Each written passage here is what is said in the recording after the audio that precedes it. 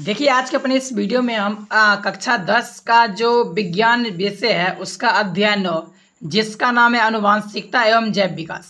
इसका हम अभ्यास का प्रश्न उत्तर जो कि है इसको हम सोल्व करने वाले अपने इस वीडियो में। तो चलिए बिना देर करते हुए वीडियो को शुरू करते हैं और देखते हैं इसके कंप्लीट क्वेश्चन आंसर को। देखिए हमारा पहला क्वेश्चन है, मेंडल के एक प्रयोग में लंबे मटर के पौधे जिनके बैंगनी पुष्प थे का संकरण बौने पौधे जिनके सफेद पुष्प थे से कराया गया। यानी कि लंबे और बैंगनी ये एक पौधा में फूल था, यानी पौधा कैसा था लंबा और फूल कैसा था बैंगनी। तो लंबा पौधा को ना कैपिटल टी से अंकित किया गया है और जो बैंगनी है उसको कैपिटल डब्ल्यू से अंकित किया गया है। ठीक है, बौने को स्मॉल टी से और सफेद को स्मॉल डब्ल्यू से अंकित किया गया है। ठीक, फिर देखिए आगे, इनकी संतति के सभी पौधे में पुष्प बैंगनी रंग के थे, यानी जितने भी फूल थे वो सब के सब कैपिटल डब्ल्यू टाइप के थे, यानी कि सब के सब बैंगनी रंग के थे। परंतु उनमें से लगभग आधे बौने थे, मतलब कि यानी 50% लंबा उसका पौधा था और 50% उसका पौधा बौना था, यानी कैपिटल टी और स्मॉल टी ये दोनों मेल करके थे। ठीक है, इससे कहा जा सकता है कि लंबे जनक पौधों की आनुवांशिक संरचना निम्न थी, यानी जो पौधे से नया संतति प्राप्त हुआ इसमें हम किस तरह के संरचना को देखते हैं। तो देखिए ऑप्शन में दिया गया है capital T capital T capital W capital W. इसका मतलब ये हुआ कि सभी पौधे लंबे थे, इसका मतलब ये हुआ सभी पौधे लंबे थे। और इसका फूल कैसा था, इसका फूल सभी मतलब बैंगनी रंग का था, कैपिटल डब्ल्यू से बैंगनी रंग होता है, यानी ऐसा तो था नहीं क्योंकि आधा इसमें बोना था। फिर देखिए इसमें क्या है, इसमें कैपिटल टी ये भी गलत है क्योंकि इसमें आधे लंबे आधे बोना होना चाहिए था, लेकिन इसमें सभी के सभी लंबे हैं, ये गलत है। अब देखिए सी में है कैपिटल टी स्मॉल टी, मतलब आधा लंबा तो है और आधा बोना भी है, ये भी सही है।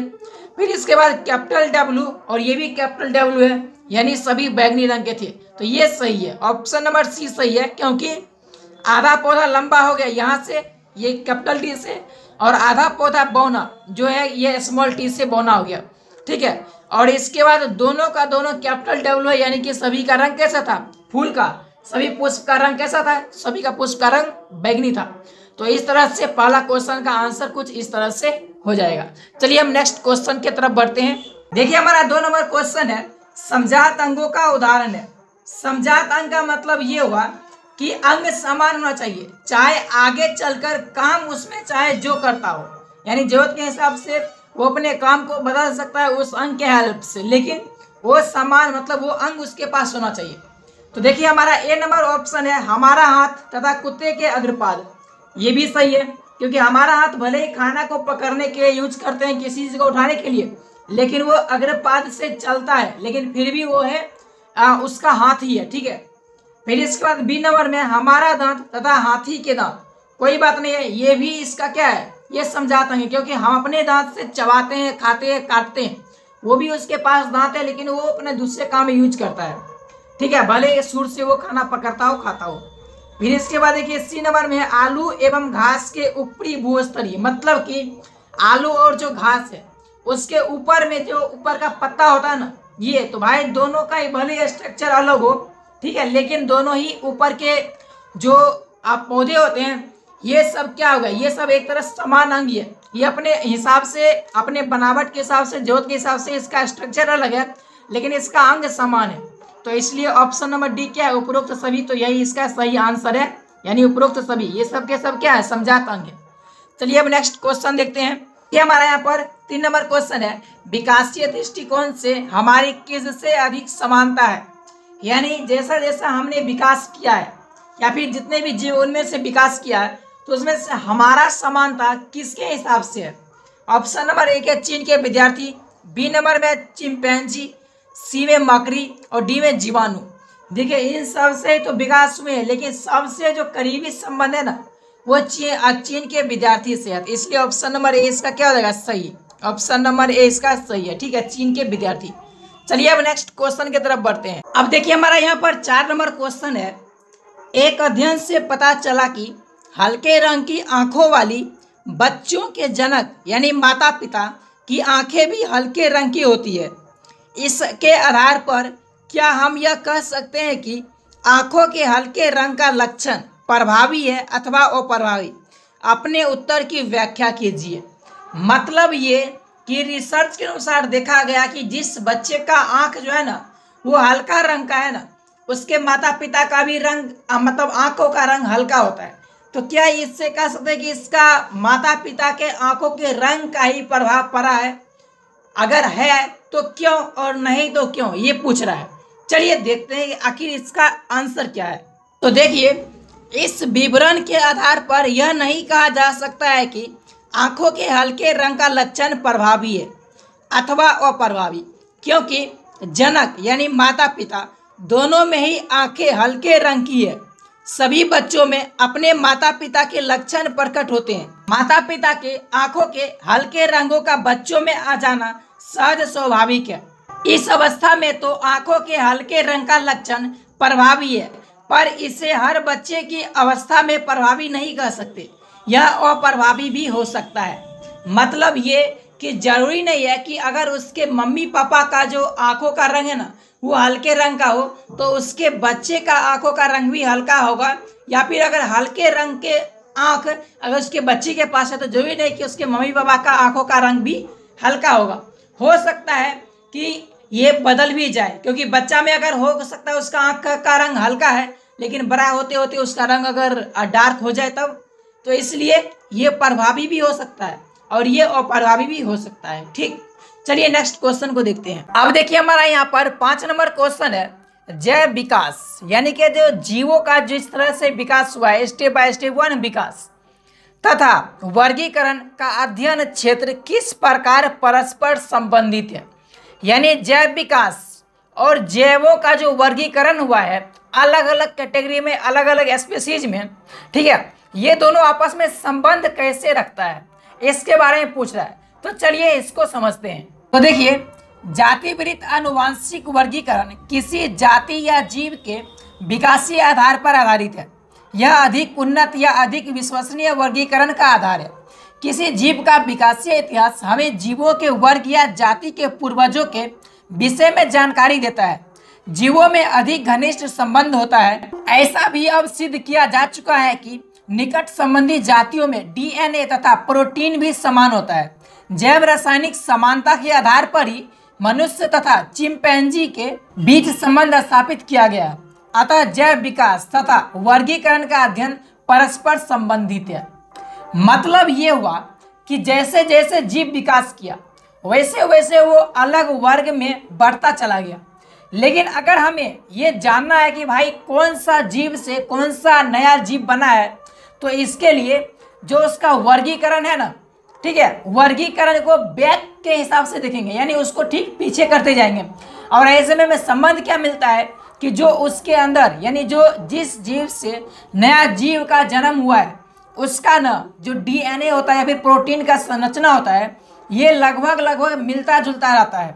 बाकी सबसे कम मिलेगा बाकी जीव से, लेकिन जिस जीव से या फिर जिस स्पीशीज से नया जीव का उत्पत्ति हुआ है उससे थोड़ा ज़्यादा मिलता है। और इसी हिसाब से वर्गीकरण और जैव विकास ये दोनों आपस में संबंध रखता है। चलिए अब नेक्स्ट क्वेश्चन को देखते हैं। देखिए अब हमारा यहाँ पर 6 नंबर क्वेश्चन है, समजात तथा समरूप अंगों के उदाहरण देकर समझाइए।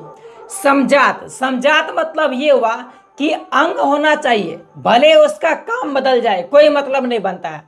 और समरूप का मतलब ये हुआ कि अंग तो भले ही उसका अलग कैटेगरी का हो लेकिन काम होना चाहिए एक ही जैसा। तो देख सकते हैं समजात अंग, पहले इसके बारे में जानते हैं। इसमें क्या है, अंग जो उत्पत्ति तथा संरचना में समान होते हैं, ठीक, तथा कार्य में भिन्न होते हैं, समजात अंग कहलाते हैं। मतलब कि इसका उत्पत्ति और जो स्ट्रक्चर है ना वो समान रहेगा लेकिन काम अलग करेगा। ये हो गया समजात अंग। जैसे में देखिए पक्षी के पंख तथा घोड़े के अग्रपाद। आप देखिए पक्षी का पंख और घोड़े के अग्रपाद। पक्षी का पंख क्या करता है, ये उड़ने में सपोर्ट करता है, लेकिन घोड़ा का जो अग्रपाद है वो दौड़ने में सपोर्ट करता है। लेकिन दोनों ही उसके जैसे अग्रपाद है उसका हाथ ही एक तरह से वही होता है, ठीक है। तो ये हो गया समजात अंग। फिर इसके बाद नेक्स्ट देखिए मनुष्य के बाजू यानी आदमी का जो हाथ है ना वो तथा गाय के अग्रपाद यानी गाय का जो अगला खूर होता है, अगला पैर होता है, ये दोनों ही समान अंग है, यानी कि उसका भी हाथ है और आदमी का भी हाथ है। लेकिन देखिए दोनों में कितना डिफरेंट है। गाय जो है अपने अग्रपाद को चलने में उपयोग करता है, वहीं पे मनुष्य अपने अग्रपाद यानी जो उसका बाजू है उसको उससे किसी चीज को भार को उठाने में या आगे हाथ बना हुआ उसको कुछ पकड़ने में इस तरह से उपयोग करता है। नेक्स्ट देखिए मेढक के अग्रपाद यानी मेढक का जो अगला दोनों हाथ होता है ना, या पैर कह सकते हैं, ये तथा पक्षी के पंख, ये दोनों ही समान है लेकिन दोनों का काम अलग है। तो ये सब हो गया क्या, ये सब हो गए समजात अंग के उदाहरण। अभी इसके बाद समरूप अंग को देखते हैं। तो देखिए अब ये समरूप अंग है, ये क्या होता है, देखिए वे अंग जो समान कार्य करते हैं तथा देखने में भी समान है लेकिन उनकी उत्पत्ति और संरचना भिन्न है, समरूप अंग कहलाते हैं। मतलब ये काम समान होगा, भले वो दिखे कोई और तरीका से, कोई मतलब नहीं बनता है। अब देखिए कैसे, उदाहरण के लिए देखिए कीट के पंख तथा पक्षी के पंख, भाई देखो दोनों में जमीन आसमान का फर्क है। कीट का पंख एकदम छोटा सा रहता है, उसका स्ट्रक्चर भी अलग रहता है, और वहीं पे पक्षी का पंख, इसका स्ट्रक्चर भी अलग है और दिखने में भी अलग है, लेकिन काम क्या करता है, काम करता है उड़ने का। ये हो गया क्या, समरूप अंग। अब इसके बाद देखिए नेक्स्ट है कीट के पंख तथा चमगादड़ के पंख, ये भी वही चीज है, दोनों में बहुत ही अंतर है। फिर इसके बाद देखिए चने के पौधे तथा मटर के पौधों में प्रतान। प्रतान मतलब बोले तो उसका जो देखते हैं जब बीज बनता है तो उसके ऊपर एक पत्ता रहता है ऊपरी की तरफ, इसके बारे में बात कर रहा है। ये दोनों ही एक समान होते हैं लेकिन दोनों में ही अंतर है, ठीक है। अब देखिए इसके बाद नेक्स्ट है चने के पौधे तथा अंगूर के बेल में प्रतान। ये देखिए ये भी दोनों में काम सेम करता है लेकिन दोनों का स्ट्रक्चर अलग होता है, ठीक है। चलिए अब नेक्स्ट क्वेश्चन की तरफ बढ़ते हैं। अब देखिए हमारा यहाँ पर 7 नंबर क्वेश्चन है, कुत्ते के खाल का प्रभावी रंग ज्ञात करने के उद्देश्य से एक प्रोजेक्ट बनाइए। मतलब ये कि कुत्ते का जो रंग होता है, कोई भूरा रंग का होता है, कोई काला होता है, कोई उजला होता है, तो इसमें से ये रंग उसके पूर्वज से उनको कैसे मिले हैं या किस तरह से मिल सकते हैं, इस पर एक प्रोजेक्ट तैयार करने के लिए कह रहा है, ठीक है। तो चलिए देखिए इसमें यहाँ पे कुछ बताया गया है तो इसको देखते हैं। तो देखिए काले रंग के नर और सफ़ेद रंग की मादा के संयोग से उत्पन्न यदि सारे पिल्ले काले रंग के हो तो कुत्ते की खाल का प्रभावी रंग काला ही होगा। मतलब ये कि जब काला और उजला दोनों कुत्ते को संयोग कराया जाता है तो जो उससे संतति प्राप्त होते हैं वो अगर सबके सब काले हैं तो यहाँ पर प्रभावी रंग काला माना जाता है। यदि 3 कुत्ते काले और 1 कुत्ता सफ़ेद होगा तो यह दर्शाता है कि काला रंग प्रभावी है।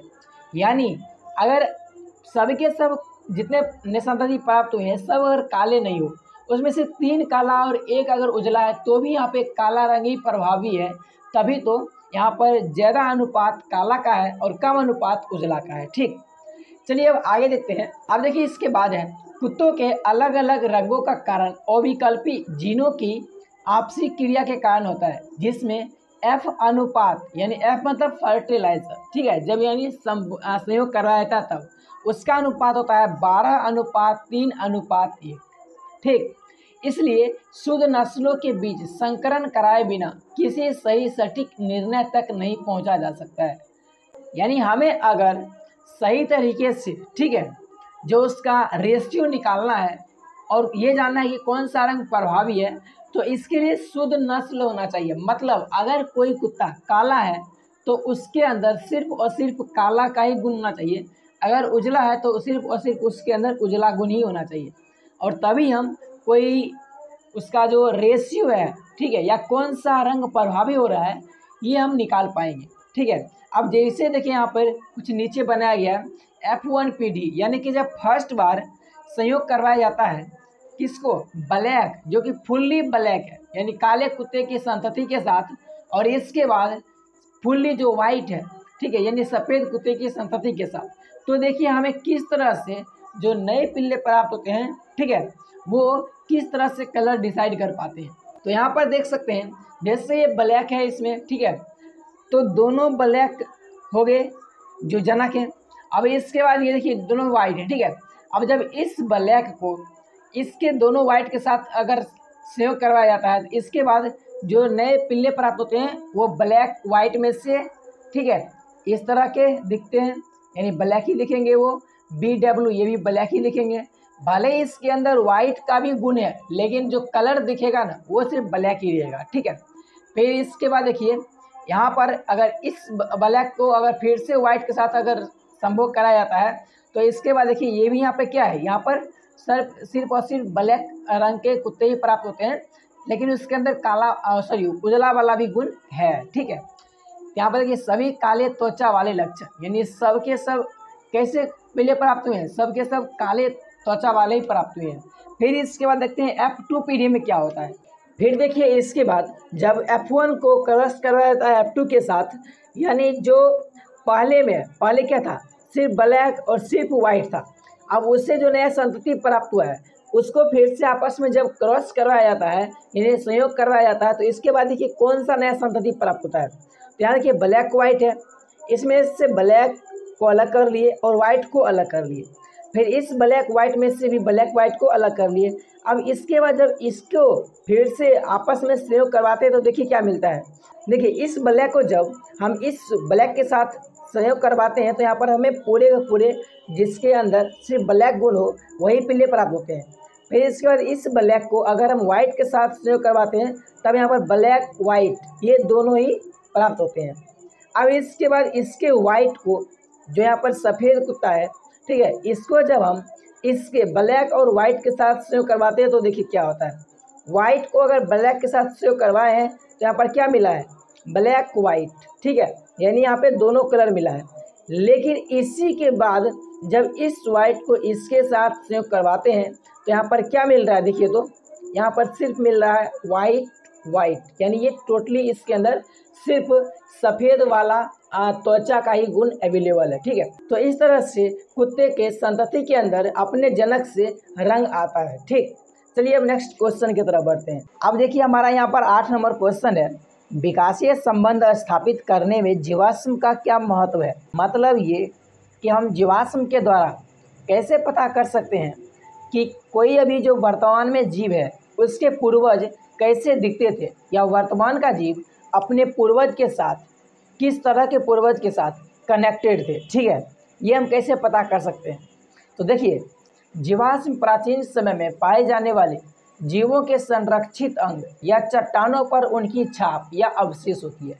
मतलब कि पहले के ज़माने में, बहुत ही पुराने समय में जो जीव अवेलेबल थे, ठीक है, उस समय उसका कोई अंग ऐसा है जो कहीं पे धरती के अंदर दबा हुआ है या फिर चट्टान पर उसका छाप बन गया, मतलब कोई दलदल में धंस गया और धीरे धीरे वो दबते बहुत नीचे हो गया और वो जो जहाँ पे धंसा था ना वो पूरे के पूरे चट्टान बन गया, तो चट्टान पर उसका छाप भी बच जाएगा। फिर अवशेष होती है, अवशेष मतलब कोई ऐसा उसका अंग है या उसके शरीर का कोई ऐसा पार्ट है जो कभी भी या फिर बहुत लंबे समय तक बचा रह सकता है, वो हो गया उसका अवशेष, ठीक है। तो ये सभी एक तो जीवाश्म होते हैं। अब देखिए इसमें हमें पता कैसे चलता है, उनका अध्ययन हमें यह समझने में सहायता करता है कि भूतकाल में किस प्रकार के जीव जंतु पृथ्वी पर विद्यमान थे, वे किस प्रकार आज के जीव जंतु के समान हैं या उनसे भिन्न हैं। ये समानताएं या विभिन्नताएं हमें यह समझने में सहायता करती है कि जीवों के कौन से समूह एक दूसरे से निकट संबंधी तथा कौन से समूह एक दूसरे से बहुत दूर हैं। मतलब ये कि जो अभी वर्तमान में जीव है उसके पूर्वज भूतकाल में कैसे दिखते थे, क्या इसी के समान थे या इससे काफ़ी ज़्यादा अलग थे, ये जीवाश्म के द्वारा ही पता चलता है। तथा कौन से जीव दो समूहों को जोड़ने का काम भी करते हैं, इन संबंधों को विकासीय संबंध की संज्ञा देते हैं। उदाहरण के लिए जीवाश्म आर्कियोप्टेरिक्स यानी डायनासोरस, इसका जीवाश्म सरीसृप तथा पक्षियों के बीच की एक कड़ी है। मतलब कि डायनासोरस और पक्षी ये दोनों आपस में संबंध रखते हैं और ये हमें जीवाश्म के अध्ययन से पता चल पाता है। देखिए हमारा यहाँ पर 9 नंबर क्वेश्चन है, किन परमाणुओं के आधार पर हम कह सकते हैं कि जीवन की उत्पत्ति और जैविक पदार्थों से हुई है। जैविक पदार्थ का मतलब ये है कि जो जीव से प्राप्त होता है और अजैविक का मतलब ये है कि जो निर्जीव से प्राप्त होता है। तो अब यहाँ पर प्रमाण मांग रहा है कि हम ये कैसे मान लें कि हमारा शरीर या फिर जितने भी आजकल के जैविक पदार्थ हैं वो सब के सब अजैविक से ही प्राप्त हुए हैं। तो अजैविक पदार्थों से जीवन कैसे बन सकता है, पुष्टि करने के लिए बोल रहा है। तो देखिए, अजैविक यानी कि अकार्बनिक पदार्थों से जीवन की उत्पत्ति, ये विचार सर्वप्रथम एक अंग्रेज वैज्ञानिक JBS हॉल्डेन ने 1929 में प्रस्तुत की। उनके अनुसार पृथ्वी की उत्पत्ति के ठीक पश्चात यानी तुरंत बाद ही, ये पश्चात का मतलब ही होता है सीधा 100, 150 या फिर 1 मिलियन साल ऐसे होता है, ठीक है, क्योंकि पृथ्वी की उत्पत्ति की बात हो रही है। इस तरह की परिस्थितियां उपलब्ध थी जिन्होंने जीवन की उत्पत्ति में सहायता की। उन परिस्थितियों में अजैविक पदार्थ से सरल एवं जटिल प्रकार के कार्बनिक यौगिक बने। इसका साफ साफ मतलब ही ये है कि जितने भी आजकल के जैविक पदार्थ हैं ना, वह सब अजैविक पदार्थ से हुए हैं। अब ये सब बने कैसे हैं अजैविक पदार्थ से? तो जब पृथ्वी बना था उसके तुरंत बाद कुछ ऐसा एनवायरनमेंट था जिसमें अजैविक पदार्थ के द्वारा जैविक पदार्थ का निर्माण होने लगा। अब देखिए इसके प्रमाण के रूप में क्या है। स्टेनले एल मिलर तथा टेरोल्ड सी उडे ने 1953 में इसका प्रमाण प्रस्तुत किया। उन्होंने अजैविक पदार्थ जैसे H2O, CO2, NH3, HCN के मिश्रण में से विद्युत गुजारी तथा स्पार्किंग करवाई। इसके पश्चात उन्होंने इसके उत्पादों को गर्म पानी में संघनित किया। उस मिश्रण का जब विश्लेषण किया गया तो उन्होंने उसमें एमिनो अम्ल, पॉलीपेप्टाइड, प्रोटीन, लिपिड, पॉलीसेकेराइड जैसे अनेकों यौगिकों को पाया। आज जीवों में पाए जाने वाले जटिल यौगिक भी इस प्रकार के जीवों से ही बने हैं। अतः उपरोक्त के आधार पर हम कह सकते हैं कि जीवन की उत्पत्ति अजैविक पदार्थ से हुई है। अब ये एक्सपेरिमेंट करके दिखाए। उन्होंने कुछ यौगिक को जो अजैविक थे उन सब को लेकर के, ठीक है, और उसमें विद्युत प्रवाहित करके उसके बाद स्पार्किंग करवाया, फिर उसको गर्म पानी में एक जगह पे जमा कर दिया जो उससे उत्पाद प्राप्त हुआ। तो फिर उसको जब वहाँ पे फिर से उस उत्पाद का जब परीक्षण होता है तो उसमें पता चलता है कि जो आजकल के जीव में उपलब्ध होते हैं वो सब उसमें अवेलेबल है। तो इससे ही पता चलता है कि अजैविक पदार्थ से जीवन की उत्पत्ति हुई है। अब देखिए हमारा 10 नंबर क्वेश्चन है, और लैंगिक जनन की अपेक्षा लैंगिक जनन द्वारा उत्पन्न विभिन्नताएं अधिक अस्थायी होता है, व्याख्या कीजिए। यह लैंगिक प्रजनन करने वाले जीवों के विकास को किस प्रकार प्रभावित करता है? मतलब ये कि जो लैंगिक जनन में विभिन्नता होता है ना, वो थोड़ा ज़्यादा रहता है या ज़्यादा देर तक टिका रहता है, लेकिन वहीं पे अलैंगिक जनन में होता है ये उसके कंपेरिजन में थोड़ा कम होता है। बट ये होता कैसे है इसके बारे में पूछ रहा है, तो चलिए जानते हैं। तो देखिए, अलैंगिक जनन की अपेक्षा लैंगिक जनन द्वारा उत्पन्न विभिन्नताएं अधिक अस्थायी होती है। और लैंगिक जनन एक ही जीव से होने के कारण केवल उसी के गुण उसके संतान में जाते हैं और वे बिना परिवर्तित हुए पीढ़ी दर पीढ़ी समान ही रहते हैं। लैंगिक जनन नर और मादा के युग्मकों के सहयोग से होता है जिनमें भिन्न भिन्न जीन होने के कारण संकरण के समय विभिन्नता वाली संतान उत्पन्न होती है। उदाहरण के लिए सभी मानव युगों पहले अफ्रीका में उत्पन्न हुए थे, पर जब उनमें से अनेक ने अफ्रीका छोड़ दिया और धीरे धीरे सारे संसार में फैल गए तो लैंगिक जनन से उत्पन्न विभिन्नताओं के कारण उनकी त्वचा का रंग, कद, आकार आदि में परिवर्तन आ गया। इसका साफ साफ मतलब ये है कि लैंगिक जनन इसलिए उसका जो गुण है काफ़ी लंबा समय तक समान आता है, क्योंकि उसमें नया जीव उत्पन्न करने के लिए सिर्फ एक ही जीव की भागीदारी होता है। तो जितने एक जीव में जितना गुण होगा बस उसी से मिलते जुलते गुण उसके संतति में रहने वाले हैं। लेकिन वहीं पे क्या है कि जो लैंगिक जनन से जो संतान उत्पन्न होते हैं इसमें दो अलग अलग गुण वाले जीव के मिलने के बाद ही वहाँ पर नया संतान उत्पन्न हो पाता है, और इसलिए इसमें ज़्यादा विभिन्नताएं देखी जाती है। ठीक है, अब देखिए इसके कुछ कारण है कि भाई ऐसा होता क्यों है, तो इसको भी देखते हैं। मतलब ये है कि प्रभावित करने के कारण या फिर आधार यानी परिवर्तन का कारण क्या है।